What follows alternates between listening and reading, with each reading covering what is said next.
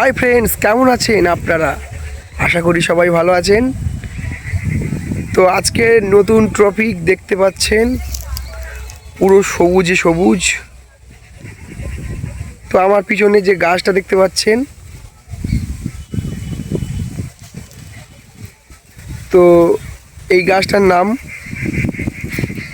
শ্যাওড়া। তো এই গাছের গুণাবলী নিয়ে আজকের আলোচনা করব। ভিডিওটি সম্পূর্ণ দেখুন, স্কিপ করবেন না, তাহলে অজানা তথ্য মিস হয়ে যেতে পারে। তো আপনারা দেখবেন সম্পূর্ণ ভিডিওটা। এই শ্যাওড়া গাছ দেখবেন আপনাদের এলাকায় মাঠে ঘাটে তো হয়েই থাকে, সঙ্গে দেখবেন রাস্তার ঝোপঝাড়েও পর্যন্ত এ গাছ হয়ে থাকে। তো এই গাছের ডাল এতটা কার্যকরী, তো আপনারা দেখলে অবাক হয়ে যাবেন। তো এই এই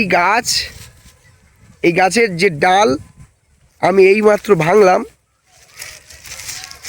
তো এরই ডাল দিয়ে যদি দাঁত মাজা যায় তো দাঁতের মাড়ি খুবই শক্ত হয়, আর মুখে যদি দুর্গন্ধ থাকে সেগুলি দূরীভূত হয়ে যায়।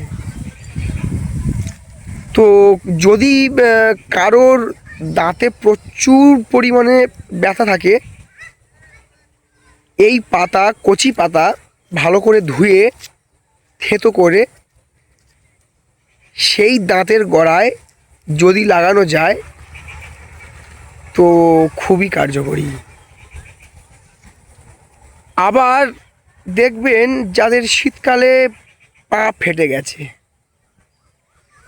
পায়ের চামড়া ফেটে গেছে, তো এই গাছ যখন ভাঙবেন দেখবেন সাদা সাদা একটু আঠা বার হয়।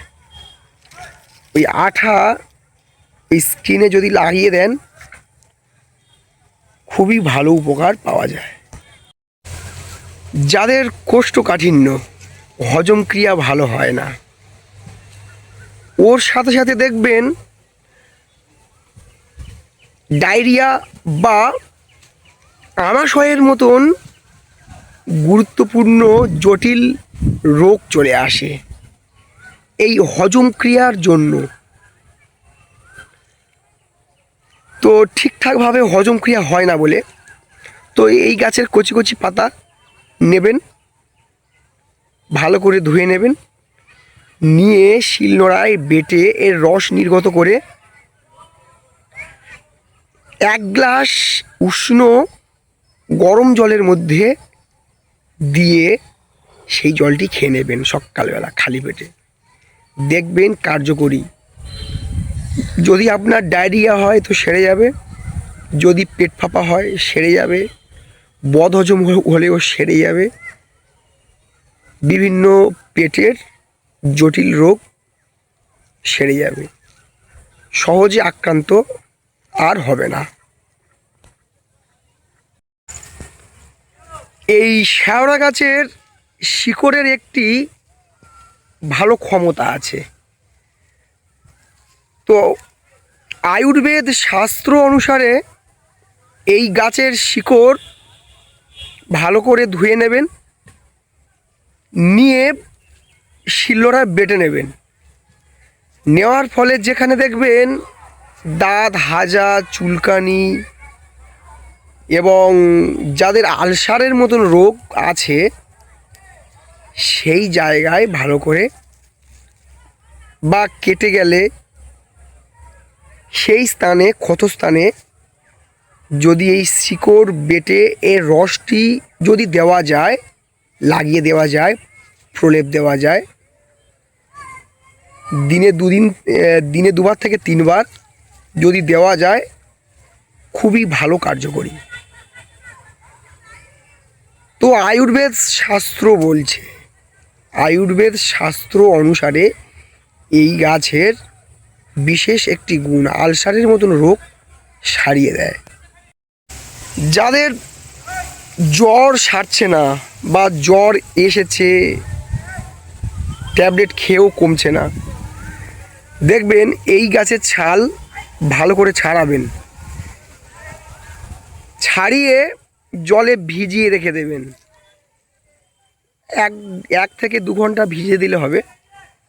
ভিজিয়ে দিয়ে সেই জলটি যদি সেবন করা যায় খুবই ভালো কার্যকরী হয়। যখন ভিজিয়ে দেবেন তখন ওই ছালটাকে ভালো করে ধুয়ে নেবেন, ধুয়ে তারপর ভিজিয়ে দেবেন, তো খুবই ভালো কার্যকরী পাওয়া যায়। আবার দেখবেন শীতকালে কারোর চামড়া খসখসে, ত্বক খসখসে, রুক্ষ বা ত্বক ফেটে যাচ্ছে, পায়ের গোড়ালি ফেটে যাচ্ছে, এই গাছ দেখবেন ভেঙে নেবেন, নেওয়ার ফলে একটা সাদা আঠা টাইপের বার হয়। ওই আঠা যদি পায়ের গোড়ালিতে যদি লাগানো যায় তো খুবই ভালো কার্যকরী। আর যখন হাতে লাগাবেন, যখন নরম স্কিনে যখন লাগাবেন, তখন কচি পাতা লাগাবেন, কচি পাতা বেটে সেই জায়গাটায় ভালো করে লাগাবেন, তারপর ভালো কার্যকরী হয়। চামড়া ভালো মসৃণ হয়, ত্বক খুবই খুবই সুন্দর দেখায়।